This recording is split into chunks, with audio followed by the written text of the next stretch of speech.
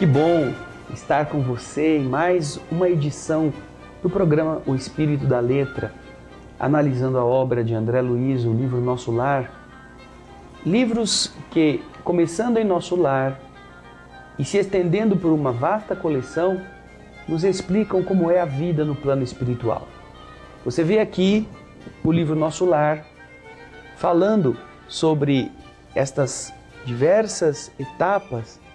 E logo depois, quando termina o livro Nosso Lar, nós teremos a sequência, o livro Os Mensageiros, que nos contará mais detalhes sobre inúmeras outras experiências que André Luiz tem na vida espiritual e nos está informando. Hoje o capítulo 49, Regressando à Casa. Olha só, lembram-se, na semana passada, André Luiz estava naquela reunião do Evangelho no Lar, quando o ministro Clarencio disse, olha, amanhã nós vamos levar a Laura para a terra e se você quiser você vai conosco. Puxa vida, que emoção, não é? Então, acompanhe o texto. Imitando a criança que se conduz pelos passos dos benfeitores, cheguei à minha cidade, com a sensação indescritível do viajante que retorna ao berço natal depois de longa ausência. Sim, a paisagem não se modificara de maneira sensível.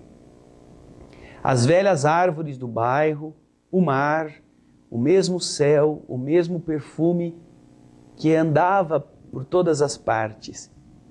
Embriagado de alegria, não mais notei a expressão fisionômica da senhora Laura, que estava demonstrando muita preocupação com a sua situação. E me despedi da pequena caravana, que seguiria adiante. A caravana iria embora. Clarencio abraçou-me e disse, você, André, tem uma semana ao seu dispor. Passarei aqui diariamente para revê-lo, atento aos cuidados que eu devo consagrar aos problemas da reencarnação de nossa irmã Laura. Se quiser ir a nosso lar, aproveitará minha companhia. Passe bem, André. Último adeus, a dedicada mãe de Lísias, e me vi sozinho, respirando o ar de outros tempos. A longas aspirações, profundamente. Não me demorei a examinar pormenores. Atravessei rapidamente algumas ruas a caminho de casa. O coração me batia descompassado, à medida que me aproximava do grande portão de entrada. O vento, como no passado, sussurrava carícias no arvoredo do pequeno parque. Desabrochavam azaleas e rosas, saudando a luz primaveril. Em frente ao pórtico, ostentava-se garbosa a palmeira que Zélia e eu havíamos plantado no primeiro aniversário de casamento. Embriagado de felicidade, avancei para o interior. Tudo, porém, denotava diferenças enormes. Ora, onde estariam os velhos móveis de jacarandá? E o grande retrato onde, com a esposa e os filhinhos, nós formávamos um gracioso grupo? Coisa esquisita.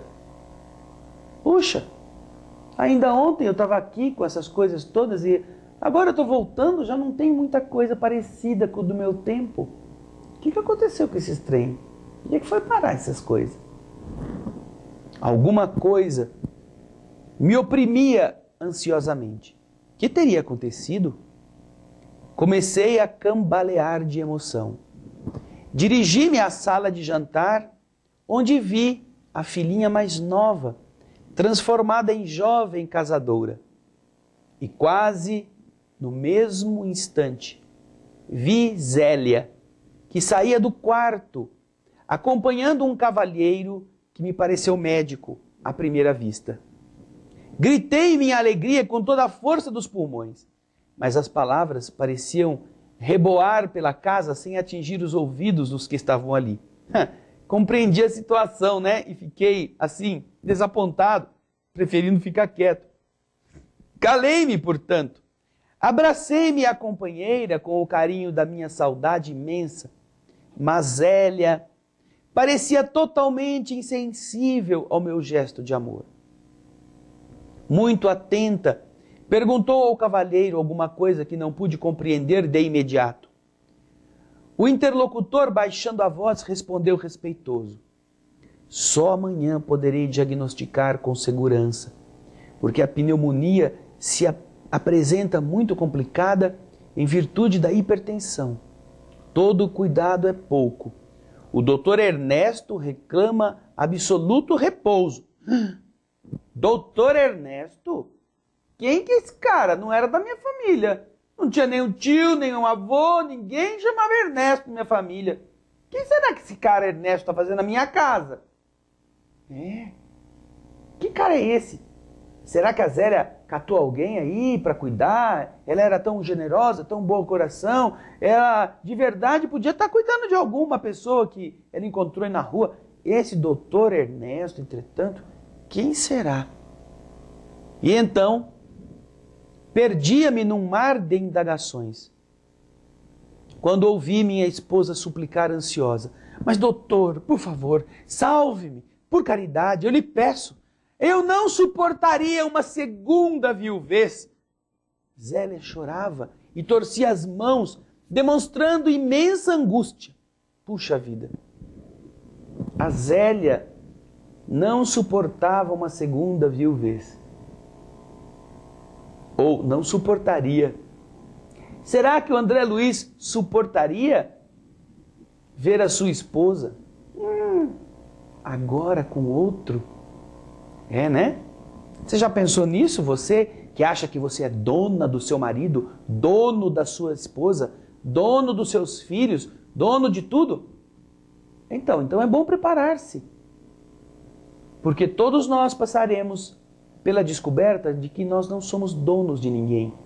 Nós somos irmãos uns dos outros. E é importante que nós tenhamos esse respeito pela possibilidade de alguém não nos querer ou, estando livre para viver a sua vida, possa resolver acompanhar-se de uma outra pessoa na nossa ausência. Naturalmente, desde que isto se torne algo lícito, não é? Ninguém está aqui dizendo que deve ser assim, de forma a contrairmos compromissos clandestinos, não. Mas todos nós vamos passar por experiências como o André passou. No próximo bloco, nós vamos ver o que acontece com o André Luiz. Fique conosco.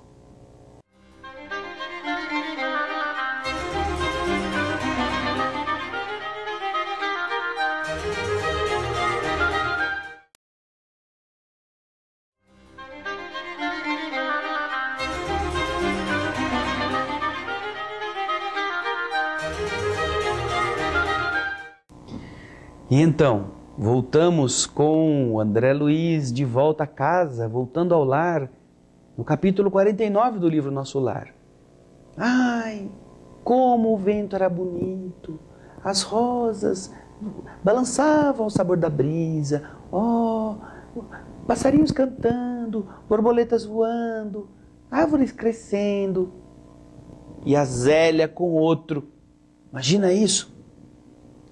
Um corisco, diz André, um raio não me fulminaria com tamanha violência, como aconteceu da Zélia falar que ia ficar viúva 2 vezes, ela não aguentaria. Outro homem se apossara do meu lar, a esposa me esquecera, a casa não mais me pertencia. Valia a pena ter esperado tanto tempo para colher semelhantes desilusões? Corri ao meu quarto, verificando que outro mobiliário existia na alcova espaçosa. No leito estava um homem de idade madura, evidenciando melindroso estado de saúde. Ao lado dele, 3 figuras negras iam e vinham, mostrando-se interessadas em piorar os seus padecimentos. Você vai ver na imagem do Projeto Imagem esta cena. O Ernesto ali, deitado no quarto, as pessoas em volta, André Luiz vendo, e 3 espíritos de aparência horrorosa atuando sobre Ernesto. E nesse momento André Luiz está lá. Será que eu vou ser o quarto? Eu acho que eu vou me entrar nessa sociedade. Quem sabe eu consigo matar esse desgramado também. É, né? O sentimento de perda, de traição, aquela coisa abrutalhada que nós carregamos em nosso espírito. André Luiz continua dizendo: de pronto tive ímpetos de odiar o intruso com todas as forças. De imediato eu pensei em fazer isso. De imediato, mas o que acontece? Eu não era mais o mesmo homem de outros tempos. O Senhor me havia chamado aos ensinamentos do amor, da fraternidade e do perdão. Verifiquei que o doente estava cercado de entidades inferiores devotadas ao mal. Entretanto, não consegui auxiliá-lo de imediato. Assentei-me, decepcionado e acabrunhado, vendo Zélia entrar no aposento e dele sair várias vezes, acariciando o doente com a ternura que me coubera noutros tempos. Aquela mesma ternura que ela dava para mim em outra época. Agora ela estava oferecendo para uma outra pessoa, para um competidor, alguém que estava no meu lugar. E depois de algumas horas de amarga observação e meditação, voltei cambaleante à sala de jantar, onde encontrei as filhas conversando. E as surpresas se sucediam. A mais velha casara-se e tinha ao colo um filhinho. E meu filho, onde estaria ele?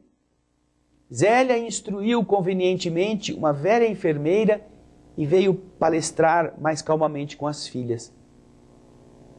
Vim vê-los, mamãe, exclamou a filha mais velha, não só para obter notícias do doutor Ernesto, como também porque hoje singulares saudades do papai me atormentam o coração. Desde cedo, não sei porquê, penso tanto nele. É uma coisa que não sei bem definir. E não conseguiu terminar de falar quando lágrimas abundantes brotavam-lhe dos olhos. A filha mais velha estava em conexão com a presença do pai. A filha sentira aquele momento, aquela aproximação, aquela ideia de que o pai poderia estar por perto sem entender como funcionava isso, e a emoção tomou conta dela. Zélia, com imensa surpresa para mim, diz André, dirigiu-se à filha autoritariamente e disse: ora essa, era o que nos faltava. Aflitíssima como estou, tolerar as suas perturbações. Que passadismo é esse, minha filha? Já proibi a vocês terminantemente qualquer referência nesta casa ao seu pai. Não sabe que isso desgosta o Ernesto? Já vendi tudo quanto nos recordava aqui o passado morto. Modifiquei o aspecto das próprias paredes e você não pode me ajudar nisto? A filha mais jovem, vendo aquela cena, interveio acrescentando: desde que a pobre mana começou a se interessar pelo maldito espiritismo, vive com essas tolices na cachola. Onde já se viu tal disparate? Essa história dos mortos voltarem é o cúmulo dos absurdos. A outra irmã, embora continuasse chorando, falou com dificuldade: não estou aqui dizendo das minhas convicções religiosas. Então é crime sentir saudades de papai? Vocês também não amam? Não têm sentimento? Se papai estivesse conosco, seu único filho varão não estaria aí, mamãe, a praticar tantas loucuras. Ora, voltou Zélia a dizer, nervosa, cada qual tem a sorte que Deus lhe dá. Não se esqueça de que André está morto. Não me venha com lamúrias e lágrimas do passado irremediável.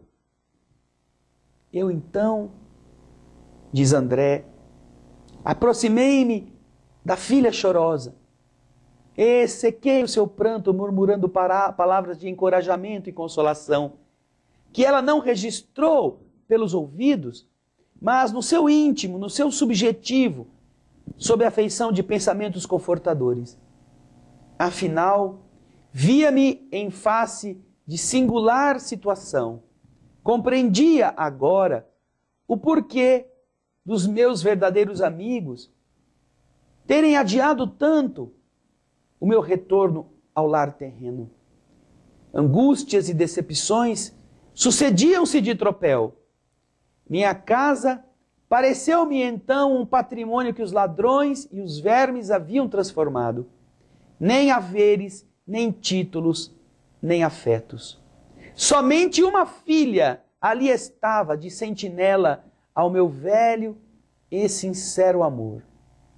Nem os longos anos de sofrimento nos primeiros dias de além-túmulo me haviam proporcionado lágrimas tão amargas.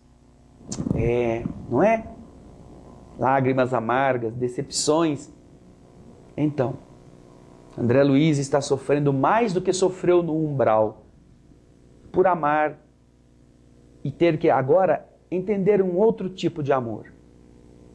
Que isso sirva para nós, porque no próximo bloco nós vamos terminar este capítulo entendendo estas dores e vendo o que é necessário fazer para que a gente supere a nossa fragilidade. Fique conosco.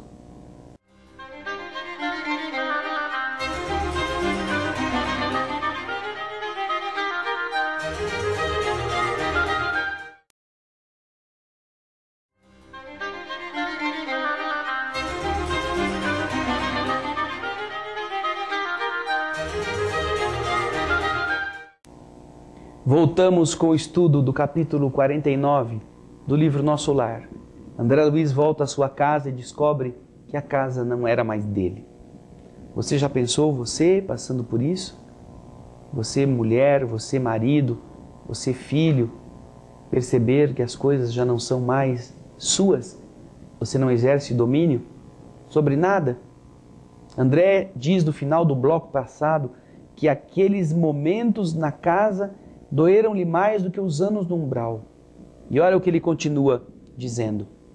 Chegou a noite e voltou o dia, encontrando-me na mesma situação de perplexidade, a ouvir conceitos e a surpreender atitudes que nunca poderia ter suspeitado. À tardinha, Clarencio passou, oferecendo-me o cordial da sua palavra amiga e reta. Percebendo o meu abatimento, lhe disse, atencioso, compreendo suas mágoas e rejubilo-me pela ótima oportunidade deste testemunho. Não tenho diretrizes novas para você. Qualquer conselho de minha parte, portanto, seria intempestivo. Apenas, meu caro, não posso esquecer que aquela recomendação de Jesus, para que amemos a Deus sobre todas as coisas e ao próximo como a nós mesmos, produz sempre, quando seguida, verdadeiros milagres de felicidade e compreensão em nossos caminhos. Palavras sábias do velhinho, não é? Palavras que fazem você entender que é na hora da dor que precisamos vivê-las. Não é quando tudo vai bem. Todo mundo quer uma religiãozinha para as horas fáceis. Mas Jesus nos oferece a crença para as horas duras, para as horas difíceis, aquela que nos fortalece na hora da tragédia. Agradeci sensibilizado e pedi que não me desamparasse com o necessário auxílio. Clarencio sorriu e despediu-se. Então, diante da realidade absolutamente só no testemunho, comecei a ponderar o alcance da recomendação do Evangelho e refleti com mais serenidade. Afinal de contas, por que condenar o procedimento de Zélia? E se fosse eu o viúvo na terra? Teria, por acaso, suportado a prolongada solidão? Não teria recorrido a 1000 pretextos para justificar um novo casamento? E o pobre doente? Como e por que odiá-lo? Não era ele também meu irmão na casa do nosso pai? Não estaria o lar, talvez, em piores condições, se Zélia não lhe houvesse aceitado esta aliança afetiva? Era preciso, pois, lutar contra o egoísmo feroz. Jesus conduzira-me a outras fontes. Não podia proceder como homem da terra.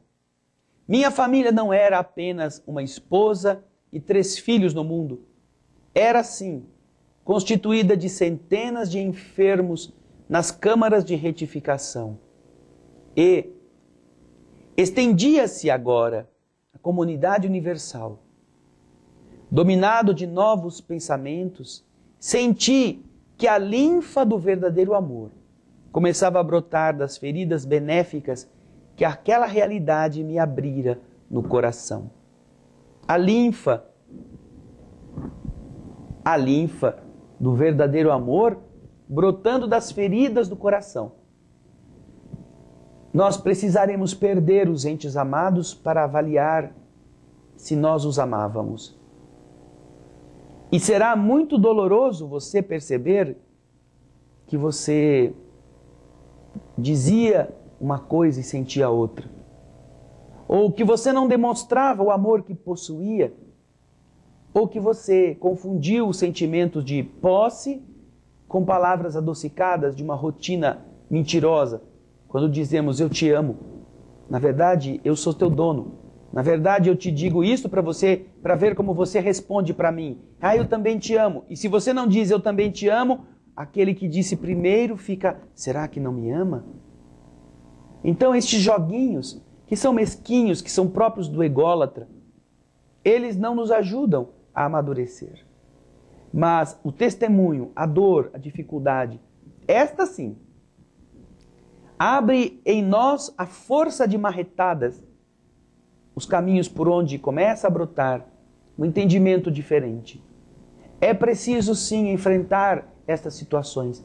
Você que foi traída, ou você que foi traído, se alguém te traiu, o problema é dele.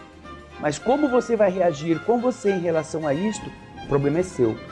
Você demonstrará quem você é nestas atitudes, treslocadas às vezes, com desejo de vingança, com o dar o troco, como se fosse isso que Jesus tivesse ensinado.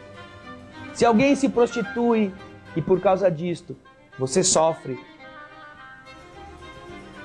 o fato de você se prostituir não vai diminuir o seu sofrimento, vai apenas piorá-lo.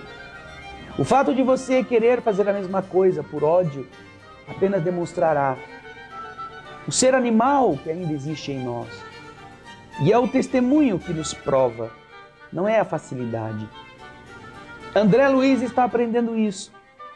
1 ano e pouco no trabalho do bem, além dos 8, 9, 10 anos de umbral, depois da desencarnação, fizeram com que ele fosse agora um homem que pensasse na posição do outro. Quantas famílias estariam mais harmônicas se cada um pensasse e compreendesse os motivos do outro? Pense você, querida irmã, querido irmão, se você não está querendo ser feliz, mas não está nem um pouco preocupado em fazer alguém feliz. Se você só quer ser feliz, você está no caminho errado. Você só vai ser feliz quando quiser fazer alguém feliz. Não perca seu tempo. Todos nós seremos despejados da vida. Todas as nossas ilusões se perderão. E antes que André Luiz seja um de nós, ou que cada um de nós seja um André Luiz, semeie coisas boas agora. Liberte as pessoas. E seja querido mais do que temido. Seja amado mais do que ofereça dinheiro para isso. Obrigado, querida irmã. Obrigado, querido irmão. Na próxima semana, terminamos o livro Nosso Lar, preparando-nos, quem sabe, para seguirmos adiante com o livro Os Mensageiros.